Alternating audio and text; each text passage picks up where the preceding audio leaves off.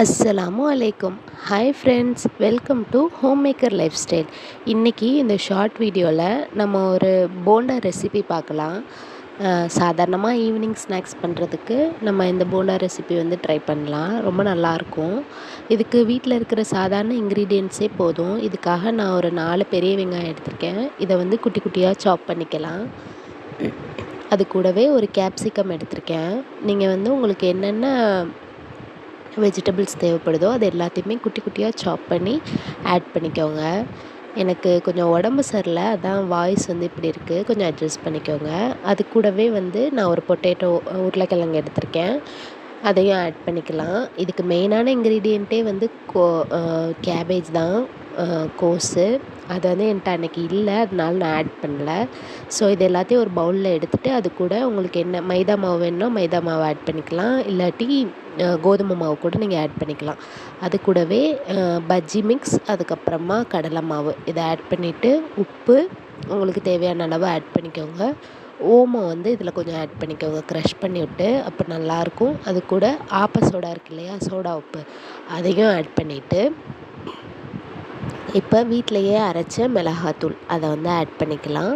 அதுக்கப்புறம் கலருக்காக நான் லைட்டாக கேசரி கலர் வந்து சேர்த்துருக்கேன். உங்களுக்கு வேணும்னா ஆட் பண்ணிக்கோங்க, இல்லாட்டி இந்த ஸ்டெப்பை வந்து ஸ்கிப் பண்ணிடுங்க. இப்போ வந்து இதை நல்லா பெசரி விடுங்க. அந்த வெஜிடபிள்ஸில் இருக்கிற தண்ணியிலையே இது எல்லாம் ஒன்றா பைண்ட் ஆகணும். அந்த மாதிரி நீங்கள் நல்லா பெரட்டி விட்டுக்கோங்க.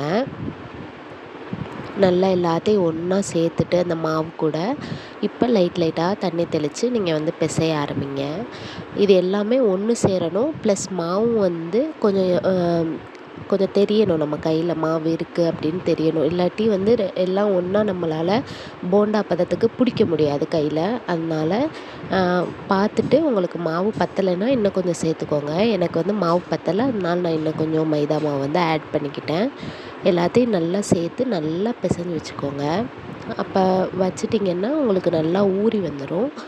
கொஞ்சம் நேரம் சென்று நீங்கள் வந்து இதை போட்டு பொரிக்க ஆரம்பிக்கலாம். இப்போ வந்து எண்ணெய் சூடாயிடுச்சு. இது நீங்கள் வந்து எந்த ஷேப்பில் வேணும்னாலும் போடலாம். ஆனால் உருண்டையாக உருட்டி போட்டிங்கன்னா ரொம்ப நல்லாயிருக்கும். ஆனால் மீடியம் ஃப்ளேமில் வந்து நீங்கள் வச்சு இதை பொரிச்சு எடுக்கணும். ஏன்னா உள்ளக்க மாவாக இருக்கும், வெளியில் வந்து பொரிஞ்சிரும். அதனால் நீங்கள் மீடியம் ஃப்ளேம்லேயே வச்சு நல்லா பெரட்டி விட்டு நல்லா பொரிச்சு எடுத்துக்கோங்க. உங்களுக்கு ஏதாவது இந்த மாதிரி ரெசிபீஸ் தெரியணுன்னா சிம்பிளான ரெசிபீஸ் என்கிட்ட கேளுங்க கமெண்ட்ஸில், நான் உங்களுக்கு கண்டிப்பாக செஞ்சு காமிக்கிறேன். ஸோ அவ்வளோதான் ஃப்ரெண்ட்ஸ், இது பொரிஞ்சிடுச்சு. இதை நம்ம இப்போ வந்து எடுத்து வச்சுட்டு நான் வந்து இன்னொரு பேட்சும் போட ஆரம்பிச்சிட்டேன். கொஞ்சம் கொஞ்சமாக போட்டு எடுத்தோம்னா